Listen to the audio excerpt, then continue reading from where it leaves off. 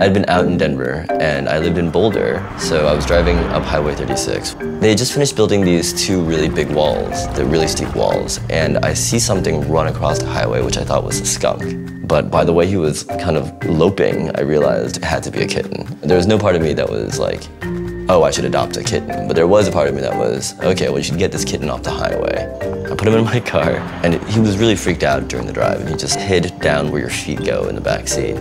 And when I finally got home and opened the door, I was like trying to beckon him to come, and all he does was just freak out again and runs up where my gas pedals are.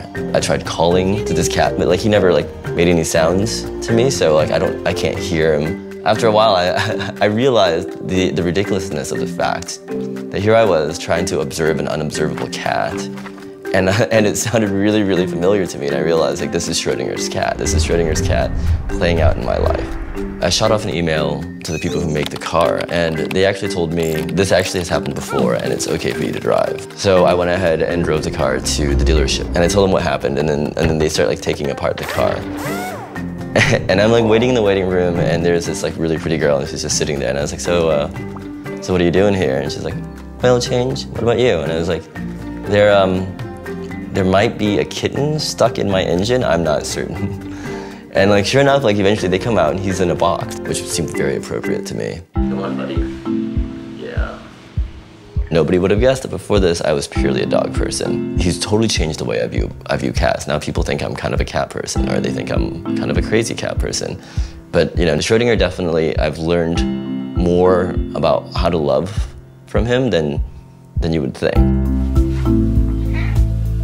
When you adopt an animal, you start being very comfortable with giving affection. And I think like this helps in every aspect of your life. Like you can tell by his like kitty biscuit making, like the way he like is clenching his claws, that he's like really, really into it. Being a computer guy, that like I never really thought like, oh, I have to be really, really good at like personal interactions. But from Schrödinger, like I'm very, very comfortable being very affectionate with a little furry friend in front of total strangers. This is kind of scary. There you go. You know, I had no idea that when I found this little cat that he would be part of my life for 12 years, and he's been an integral part of my life for 12 years. I couldn't have imagined like everything I've been through without like the continuity and like the solidity of this like permanent friend.